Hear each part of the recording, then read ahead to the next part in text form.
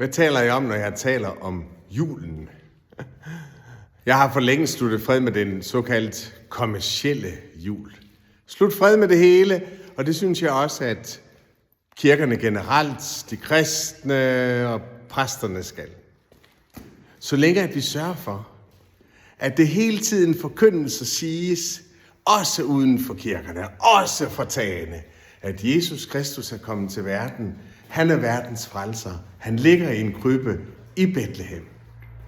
For hvis vi ikke siger det, hvis vi ikke råber det for tagene, hvem skal så gøre det og sige fred på jorden? Men hvor er det nu lille Jesusbarn egentlig skal bo henne i dag her, 2025 år efter, at han kom til verden i Betlehem? Ja, der er jo kun et sted, og det er jo i vor hjertes krybberum. Der er ikke andre steder. Glædelig jul.